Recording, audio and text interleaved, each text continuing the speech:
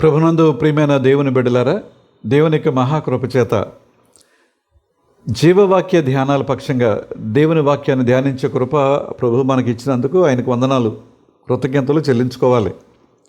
మీరందరూ వింటున్నారు, వీక్షిస్తున్నారు, క్రొత్త వారికి పరిచయం చేస్తున్నారు. యూట్యూబ్లో రెవరెండ్ దొరరాజు అనే ఈ ఛానల్ని మిమ్మల్ని నేను అభినందిస్తున్నాను. ఎక్కడెక్కడో వారు వింటున్నారు, వారు తమ అభిప్రాయాలు తెలియజేస్తున్నారు. మేము దేవుని వలన ప్రోత్సహించబడుతున్నామని, దీవించబడుతున్నామని, ఒక పరిష్కారం మా సమస్యలకు దొరుకుతుందని వారు చెప్తున్నారు. హృదయపూర్వకంగా నేను ఈ వాక్యాన్ని బట్టి, ఈ జీవవాక్య ధ్యానాలను బట్టి యేసయ్యకి వందనాలు నేను తెలియజేస్తున్నాను. వింటున్న, వీక్షిస్తున్న మిమ్మల్ని నేను మనసారా అభినందిస్తున్నాను. ప్రియులారా, ఈరోజు మన యొక్క ధ్యానవాక్య భాగంగా పరిశుద్ధుడైన యోహాను రాసిన సువార్త 19వ అధ్యాయం 24వ వచనం చదువుకుందాం. ఎందుకంటే మనం ఈ లెంటిన్ సీజన్లో ఉన్నాం కదండి. అంచేత ఈ వాక్యాన్ని ఒకసారి కొంచెం ధ్యానం చేయటం మంచిదనిపించింది. 19వ అధ్యాయం యోహాను సువార్త 24వ వచనం, వారు దానిని చింపక అది ఎవనికి వచ్చునో అని దానికోసము చీట్లు వేయుదమని ఒకరితో ఒకరు చెప్పుకొనిరి. ప్రార్థన. కృపగలిగిన మా తండ్రి, మీ వాక్యాన్ని ధ్యానిస్తున్నాం. ప్రభు, వాక్యపు లోతులకు మమ్మల్ని నడపండి, గ్రహించగలిగే శక్తి మాకు దయచేయమని, విన్న వాక్యాన్ని మా హృదయంలో భద్రపరుచుకుని ప్రభు ఒక మంచి తీర్మానంతో రానున్న దినాలు ముందుకు వెళ్ళగలిగే కృపనిమ్మని. నేను సిలువ శ్రమలను ధ్యానం చేసుకుంటున్నాం ప్రతిరోజు. ఇంకా కొంచెం సిలువకు దగ్గరగా ఉండి మా జీవితాల్లో జరిగే ప్రతి తప్పును మీ పాదాల దగ్గర ఒప్పుకొని ప్రభు కడగబడిన మనస్సాక్షితో సంతోషంగా ఉండగలిగే కృపనిమ్మని యేసునామం అడుగుచున్నాం తండ్రి, ఆమెన్. ప్రియులారా, ఈరోజు మనం వినే వాక్యానికి సిలువకు దగ్గరగా క్రీస్తుకు దూరంగా ఒక చిన్న క్యాప్షన్ పెట్టుకుందాం. సిలువకు దగ్గరగా క్రీస్తుకు దూరంగా అనే ఒక చిన్న క్యాప్షన్ పెట్టుకుని దేవుని వాక్యాన్ని ధ్యానించే ప్రయత్నం చేద్దాం. ఈ సందర్భం మనందరికీ తెలుసు. యేసయ్య సిలువలో ఉన్నారు. ఆయన వస్త్రాలన్నీ సైనికులు తీసేశారు. ఒక్కొక్కరు ఒక్కొక్క వస్త్రాన్ని పనిచేసుకున్నారు. అంగీ ఉండిపోయింది. అది పంచుకోవడానికి కుదరటం లేదు, ఎందుకంటే దానికి ఎక్కడ కుట్లేదు కనుక దీన్ని చింపడం ఇష్టం లేక ఆ నలుగురు మళ్ళీ చీటీలు వేసుకుంటున్నారటండి, ఎవరికి వస్తే వాళ్ళు తీసుకునేలాగా. ఒకసారి జ్ఞాపకం చేసుకుందాం. నార వస్త్రం, యూదుల యొక్క శరీరాన్ని వారు పురుషులు ధరించే వస్త్రాల్లో మొట్టమొదటి నార వస్త్రం. ఇది శరీరం యొక్క దిగబరత్వాన్ని కాపాడుతుంది, కప్పిపెడుతుంది. అది కొన్నిసార్లు పొడవుగా ఉండొచ్చు, కొన్నిసార్లు పొట్టిగా కూడా ఉండవచ్చు. వారి యొక్క పని పరిస్థితిని బట్టి పొడవుగా అంటే మేఘాళ్ళ వరకు లేదా మోకాళ్ళ వరకు కూడా, అలాగా రెండు రకాలుగా కూడా ఉండొచ్చు. తర్వాత చెంగు అనేది ఒకటి ఉంటుంది. అదేంటంటే ఈ నారబట్ట మీద వేసుకునే పై వస్త్రం, దానికి 4 మూలల వేలాడేటువంటి కుచ్చులు ఉంటాయి లేక అంచులు ఉంటాయి. ఇది దేవుని కనికరానికి దేవుని యొక్క మహోపకార్యాలకు గుర్తుగా. అంటే 4 వైపులా ఆ కుచ్చులు. ఎందుకంటే దేవుడు మమ్మల్ని ఇలాగ అన్ని విషయాల్లో, అన్ని పరిస్థితులు కూడా ఆయన మమ్మల్ని విడిచిపెట్టట్లేదు, దీవిస్తున్నాడు అని దానిని జ్ఞాపకం చేసుకుంటూ ఈ పై వస్త్రాన్ని ధరిస్తారు. తర్వాత లాగు, చెడ్డీ అంటాం కదండి, అదొకటి. అదేంటంటే యాజకులు బలిపీఠం దగ్గరికి వెళ్ళి దేవుని సేవ చేసేటప్పుడు ధరించేటువంటి ఒక ఆచ్ఛాదన, లాగు, చెడ్డీ అనేది మనందరికీ తెలుసు. ప్రియమైన దేవుని బిడ్డలరా, తర్వాత పై వస్త్రం అనేది ఒకటి. అది నిలువుటంగి, చాలా పెద్ద అంగి. చేతులు చాలా లూజుగా ఉంటాయి, వెడల్పుగా ఉంటాయి, వదులుగా ఉంటాయి. గొప్పవారు, మర్యాదస్తులు ధరిస్తారు దానిని. ఏమండి, ఇది కాకోకుండా తలపాగా ఉంటుంది, నడికట్టు కూడా ఉంటుంది. ఇవి యూదుల యొక్క వస్త్రధారణలో ఉండేటువంటి భాగాలు, వస్త్రాలు. కనుక ఇప్పుడు ఆ సిలువ దగ్గర ఉన్నటువంటి సైనికులు ఎవరిని సిలువ వేసినా వ్యవస్థుడిగా చేసి సిలువ వేస్తారు. ఆ వస్త్రాలను వాళ్ళు పంచుకుంటారు. అవి ఎలా ఉన్నా అనేది కాదు, ఆ రోజుల్లో వస్త్రం కలిగి ఉండటం అనేది చాలా కాస్ట్లీ అఫైర్.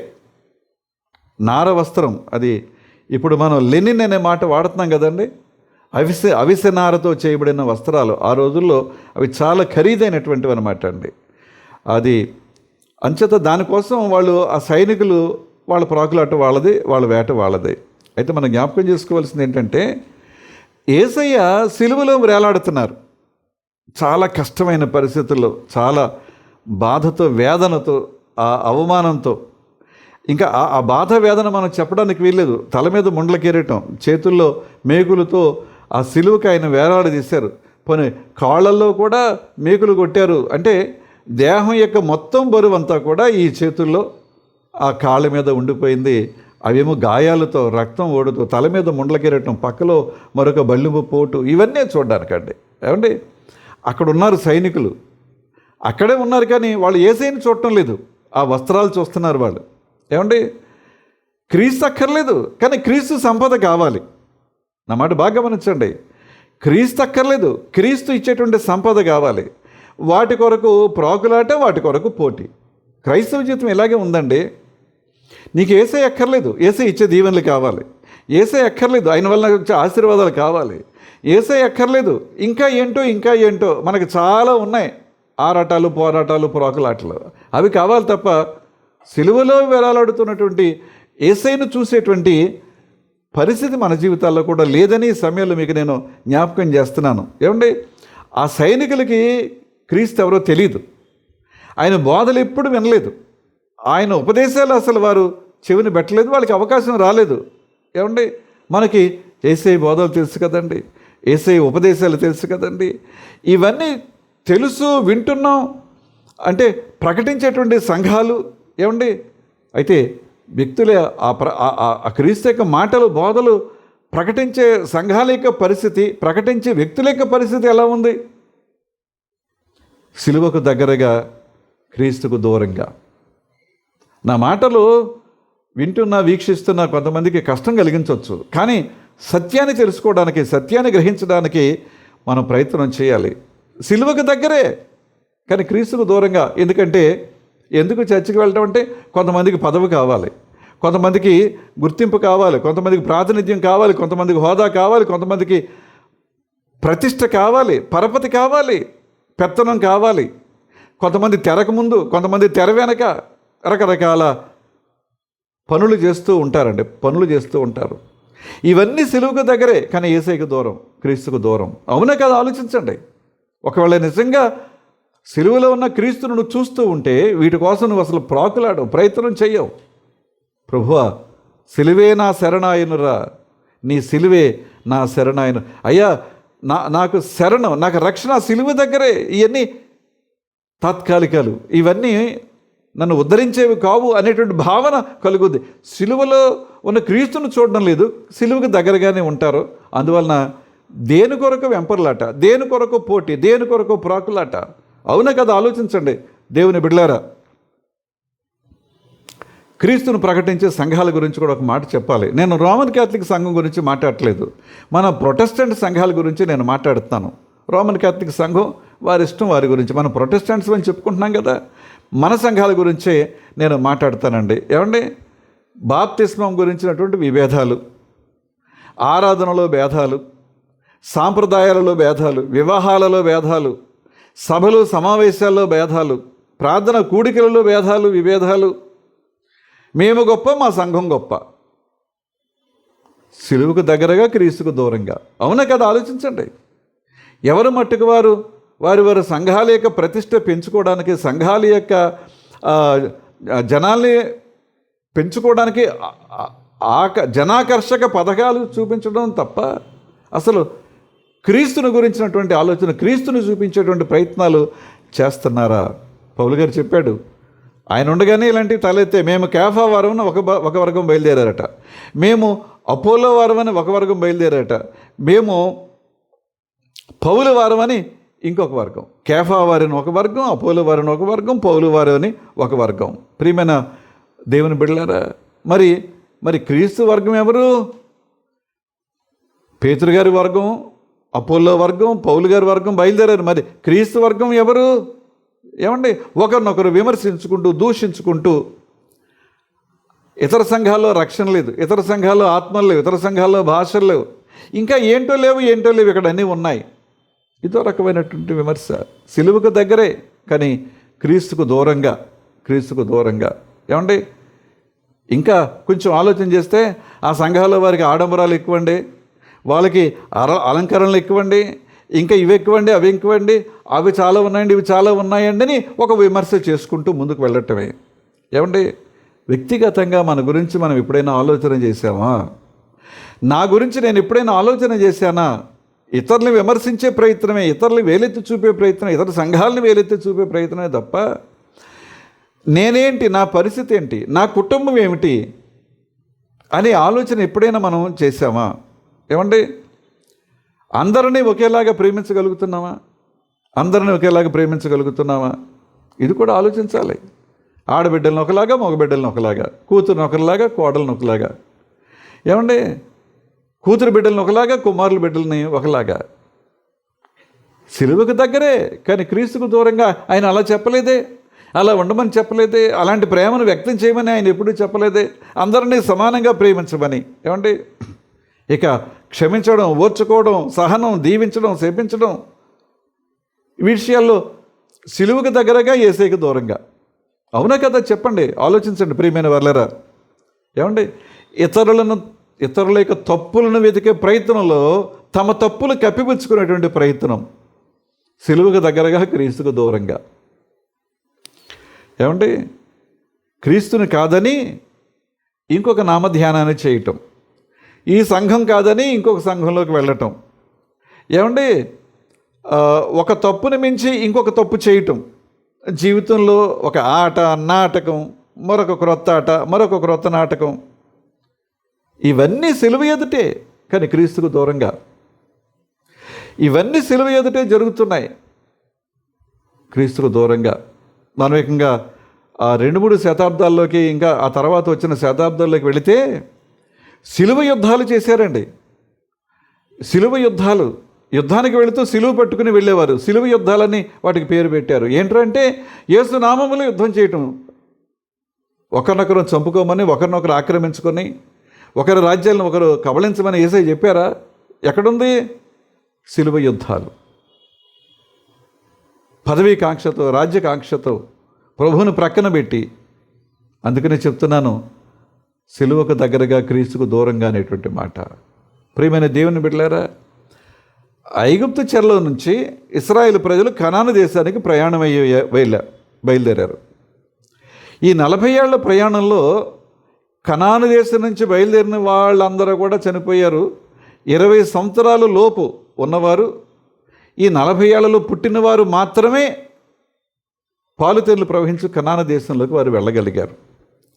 ఇద్దరు, కాలేబు, యెహోషువ. నూను కుమారుడైన కాలేబు, యెహోషువ ఇద్దరు పాత తరంలో వారు. మిగతా వాళ్ళందరూ లక్షల్లో ఉన్నారు, కరెక్టే, కానీ వీళ్ళందరూ క్రొత్త తరం వారు. కారణం ఏంటి అంటే వాళ్ళు విగ్రహారాధన మానుకోలేకపోయారు. ఏమండి, యెహోవా దేవుణ్ణి కాదని చెప్పి ఇతర దేవతలను పూజించడం, ఆరాధించడం, మాటిమాటికి ఆయన మీద తిరుగుబాటు చేయటం. సిలువకు దగ్గరగా, యేసయ్యకు దూరంగా అనే మాట అందుకనే మీకు నేను జ్ఞాపకం చేస్తున్నాను. అందుకనే యెహోషువ ఒక శ్రేష్టమైన మాట చెప్పాడు.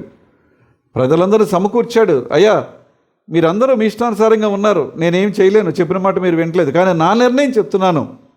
నది ఎద్దరునున్న దేవతలను, అమోరీయుల దేవతలను పూజించండి, అది మీ ఇష్టం. నేనును నా ఇంటి వారును యెహోవాను మాత్రమే మేము పూజిస్తామని తన నిర్ణయాన్ని ప్రకటన చేశాడు. ఎందుకు చేయాల్సి వచ్చింది? ప్రియమైన దేవుని బిడ్డలారా, సొలొమోను కాలంలో ఇశ్రాయేలు రాజ్యం 2 భాగాలుగా విడిపోయిందండి. 10 గోత్రాల వారు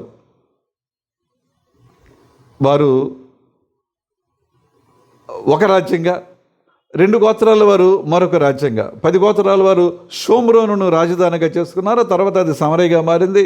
2 గోత్రాల వారు యెరూషలేమును రాజధానిగా చేసుకుని దీనికి ఒక రాజు, ఆ 10 గోత్రాలకి ఒక రాజు. షోమ్రోన్ హెడ్ క్వార్టర్గా, రాజధానిగా ఒక రాజుగారు, యెరూషలేమును రాజధానిగా మరొక రాజు. ఎందుకు వచ్చింది?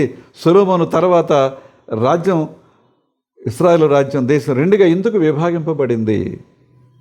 సిలువకు దగ్గరగా, క్రీస్తుకు దూరంగా. ప్రియమైన దేవుని బిడ్డలారా, క్రీస్తు కృపను, దయను, జాలి, కనికరం, క్షమ గమనిస్తున్నాం, బైబిల్లో చదువుకుంటున్నాం, నేర్చుకుంటున్నాం, బోధిస్తున్నప్పుడు వింటున్నాం.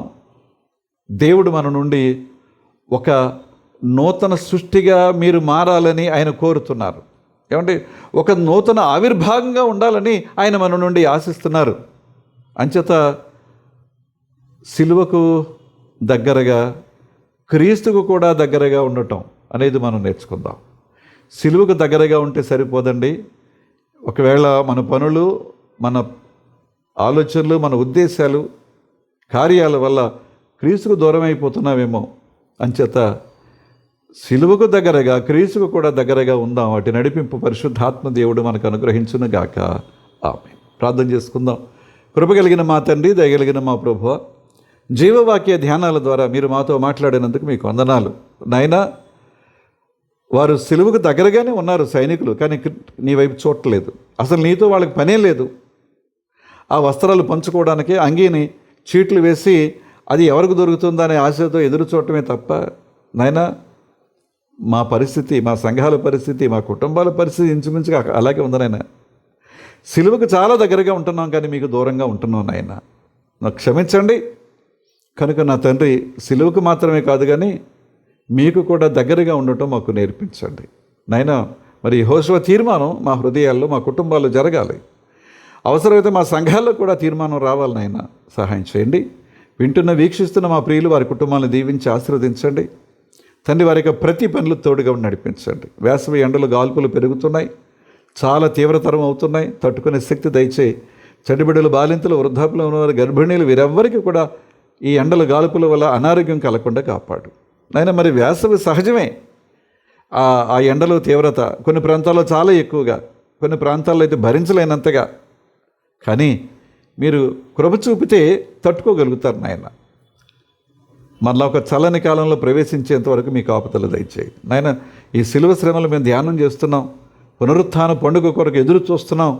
అయితే నా తండ్రి, నిజవిశ్వాసులుగా నిలబడడానికి సహాయం చేయి. బిడ్డలు పరీక్షలు రాశారు, మంచి ఫలితాలు మీరు ఇవ్వండి. ఇంకా కొన్ని పరీక్షలు రాస్తున్నారు, కాంపిటేటివ్ ఎగ్జామ్స్ కొరకు యవన బిడ్డలు ప్రయత్నం చేస్తున్నారు. సహాయం చేయండి. తెలివితో, జ్ఞానంతో, జ్ఞాపశక్తితో నింపండి. అలాగే వివాహం చేయాలని యవన బిడ్డల విషయంలో తల్లిదండ్రులు ప్రార్థన చేస్తున్నారు, ఆలోచన చేస్తున్నారు, ప్రయత్నాలు చేస్తున్నారు. ఒక మంచి సాఫల్యత వారికి దయచేయమని ప్రార్థన చేస్తున్నాను నాయన. విదేశాల్లో ఉండే బిడ్డలు, వారి కుటుంబాలను కూడా దీవించండి. వారి యొక్క చదువులు, ఉద్యోగాల్లో కూడా క్షేమం ఇచ్చి నడిపించండి ప్రభు. మా రాష్ట్రాన్ని, దేశాన్ని మీ చేతులకు అప్పగిస్తున్నాను.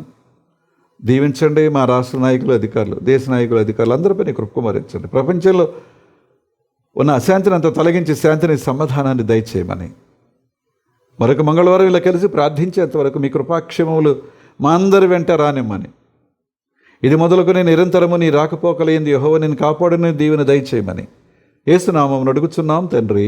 ఆమేన్. పరలోకమందున మా తండ్రి, మీ నామం పరిశుద్ధపరచబడునుగాక, మీ రాజ్యం వచ్చునుగాక, మీ చిత్తం పరలోకమందు నెరవేరుచున్నట్లు భూమి యందు నెరవేరునుగాక. మనదినాహారం నేడు మాకు దయచేయము. మా యెడల అపరాధం చేసిన వారు మేము క్షమించిన ప్రకారం అపరాధములు క్షమించుము. సోదరులను తేక దుష్టు నుండి తప్పించుము. రాజ్యము, శక్తి, మహిమ నిరంతరము నీవే ఉన్నావు తండ్రి. ఆమేన్. మన తండ్రి అయిన దేవుని నుండి, ప్రభు అయిన క్రీస్తు నుండి, పరిశుద్ధాత్మ నుండి కృపయు సమాధానం మీకు కలుగునుగాక. ఆమేన్. మరొకసారి మీ అందరికీ సెలవు. వచ్చే మంగళవారం కలుసుకుందాం.